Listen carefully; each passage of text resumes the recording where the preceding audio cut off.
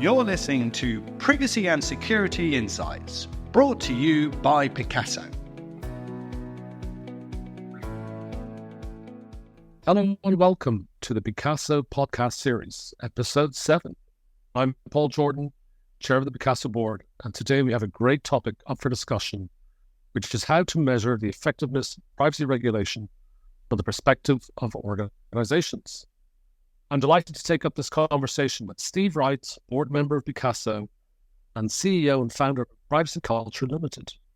And please note that Steve has also written a great accompanying paper on this topic. So if you haven't read it yet, you can access the paper through our LinkedIn page or website. So welcome, Steve. Thank you, Paul. I'm delighted to be here. So let's get straight into the nitty-gritty of the subject. Sure. And I'd like to start with a question that challenges a lot of international organizations, and that is, how does an organization strike the balance between implementing standardized privacy regulation practice across different business units, taking into account potentially unique regional requirements or jurisdictional requirements, cultural nuances in various countries, and how would they do this to ensure effective privacy regulation?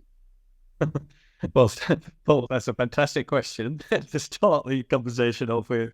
And it's a global question, but I thought I would tone for the rest of the podcast. I think striking the balance is the right kind of term you use there, because your question gave away the answers, and that is, don't try to think.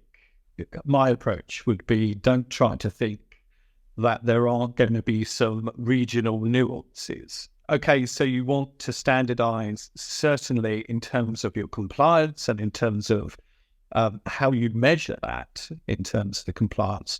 But I think what we're talking about is the effectiveness of how that has landed from region to region. And in that, I would say there is always nuances. There's differences from a cultural perspective, from ways of working, and the expectations from both consumers and from your staff. So my advice always around this is, yes, you want the framework, you want a set of, if you like, KPIs and measurements in place, but how they're applied, you should allow for making sure there's sort of provision for regional nuances in terms of how they're operationalized. Because this is what I see, is you can't just fit one standard set of measures and then expect everybody just to adhere to those.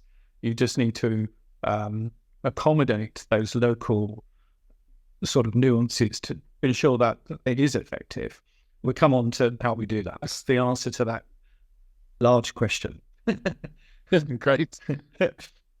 So let's look at it from a more practical perspective. So how would an organization typically go about identifying suitable benchmarks to look at addressing effectiveness of privacy practice and regulation, taking account of all the potential differences within jurisdictions and regions? Is there a way to do this effectively? I mean, what have you seen through your work in privacy, particularly the work of Privacy Culture Limited? Yeah. So again, this is a good question, because the different organizations will end up, in my experience, hanging their hat on a particular framework. That could be NIST, obviously it could be GDPR. Very often is GDPR, but increasingly with our American clients, we're seeing a lot of alignment with the NIST standards. Less so on the ISO standards, actually. That's quite rare, but certainly is out there, and it's one of the sort of ways of measuring yourself. As you know, our company does benchmarking, international benchmarking. We personally set in a range of control measures that we test for the effectiveness of. There's about 150 controls, so we're testing those across a business. But I think the difference really is how you measure.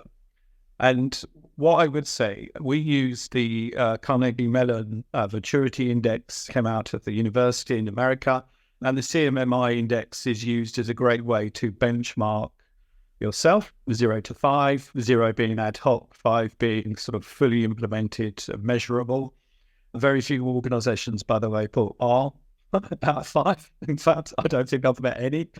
And I think, yes, exactly. And I think the my approach, and certainly something that we endorse, is to look at the cultural aspects in line with the measures that you're evaluating. And just when you say cultural aspects, are you also talking about cultural maturity? Yeah, really. Yeah. Because what you really want to understand is attitudes and behaviors. There's one thing having a policy that you've set out very clearly. This is our way of measuring that policy. You can do that through third line or second line, self-attestation, or whatever method you use. But I would strongly endorse that you look at the cultural aspects, because really what you want to understand from the staff is what are their barriers to entry, if you like, what's stopping them from following this procedure or following that process for, say, DPIA. So to measure that, you need to understand attitudes and behavioural, and you need to appreciate cultural differences. So it's almost too binary to say, okay, here's a benchmark.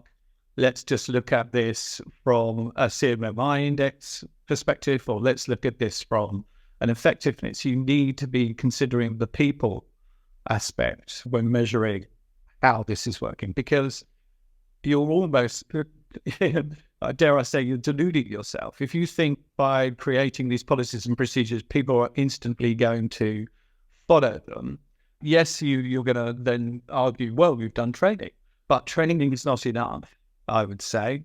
And you need to understand if you're helping them, empowering them to really appreciate why these controls are there and why they need to be effective. So I would say you need to measure the culture, you need to measure the level of knowledge, you need to measure the behaviors, the attitudes. And one other measure which we look at is perceived control.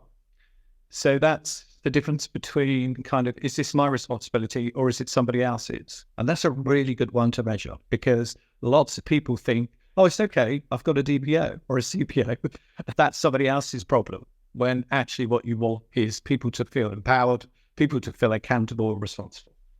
So it's really about bridging the gap between what is effectively privacy on the books and privacy on the ground.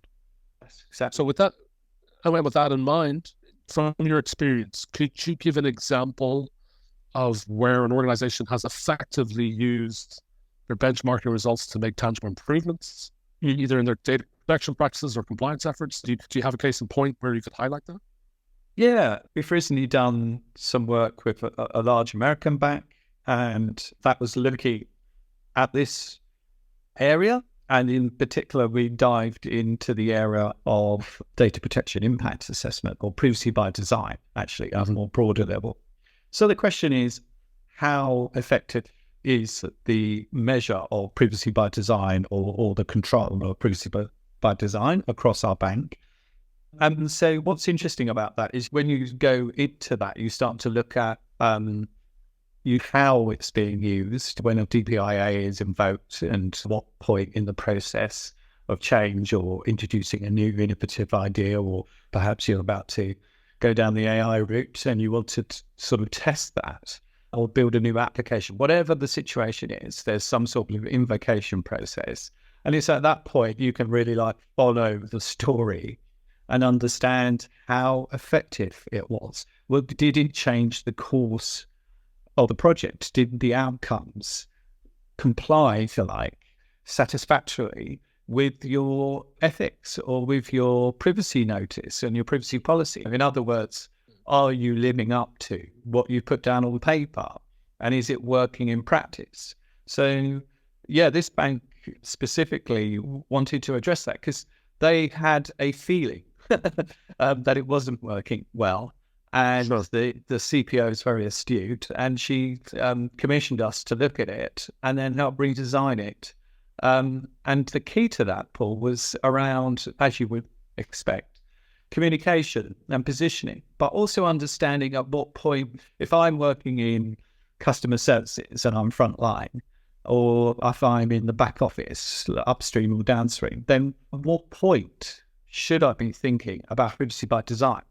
And therefore, things like, are those tools available to me? Is the knowledge there instantly accessible?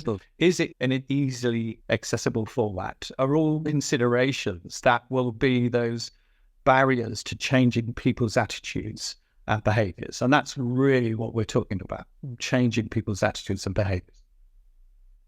And that's an important one. And when you think about the ever-evolving landscape of technology and data privacy, how do you think organizations are prepared to ensure that their benchmarks remain relevant or adaptable potentially to such changes or advancements in technologies? Do you think that organizations are geared up to address those issues? I mean, obviously, we've seen a lot happening within the digital environments. And how's that reflected in how companies are addressing the effectiveness of privacy regulation?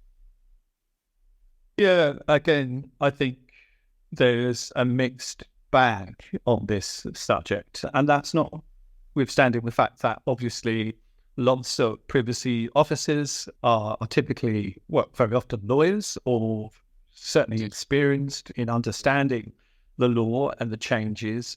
What I see less of is the evidence, if you like, how that law or that regulation change or technology change is going to have an impact on their organization. So I think that's partly because we're still quite a nascent industry, but I think that's also because most CPOs, DPOs that I would know are very time poor. And in effect, they're firefighting and trying to stay on top of current regulation whilst keeping a sort of eye on new upcoming regulation. So in an ideal world with more time and perhaps even more resource, then I think they will be better enabled, I suppose, to look at these changes and definitely societal. There's much more. If I speak to my 14-year-old or my 17-year-old or my 22-year-olds, even between those three children, I get very different attitudes and understandings about what privacy is. So I use them as my benchmark, if you like, to make sure that I'm still trying to understand what's happening in society and what's normal. And then on technology, with AI and ChatGPT and all of these other advancements, there's quite a lot else going on as well. I think it's really hard for organizations and for CPOs, DPOs to stay ahead of that, but really to take the time out to do what-if scenarios, to look at almost like horizon scanning, to look at what does the AI Act mean for me and my business? What does the DSA mean for me and my business, if that's appropriate? Or I'm a third processor rather than a controller. So how is this going to trickle down through the supply chain? What can I be doing now to prepare myself? So I think, to answer your question, I think it's really hard. And I think the benchmarking aspect is about, I suppose, it's almost like brave enough, really, to actually evaluate yourself and compare yourself on a year-by-year basis. To even do that independently is maybe perhaps a step too far for most organizations, but I strongly endorse anybody who's willing to benchmark, use a particular standard to benchmark themselves, even if they do that internally, and to track against that benchmarking so they can see. And as I said earlier, what are the cultural changes that they're seeing as a result of new privacy ways of working or new privacy policies or data ethic principles? What are they seeing actually working operationally in the field? That's the question. I think that's great insight, Steve. And I think with the increasing challenges facing organizations, I guess it's important to highlight the significance of cross-functional collaboration within organizations. Mm-hmm. It's not just about legal and risk. It's also about business functionality, having a good understanding of the intersects with technology. Yeah, and when that comes, that's obviously going to be very critical to accurately measuring the effectiveness of privacy practices within organizations. And in your experience, are you seeing an increased, we've talked about this over the years, where privacy functions have felt particularly siloed in some instances. Are you seeing a stronger embrace of that cross-functional collaboration within organizations through your experience? Mm-hmm. Yes, in a short answer. Certainly what you just said about the cross-collaboration is critical in my experience, having been a CPO and a DPO for large dispersed organizations. This is all about communication. If you like, you can lead the horse to water, but it doesn't necessarily mean it's going to drink it. So there is an aspect to all of this, which is heavily collaborative, heavily about communication. And the key word for me is enablement. So how do you enable your business? And I think, how are you materially reducing the level of risk? That's a good question to ask yourself. How are you improving on where you were last year? Is another question.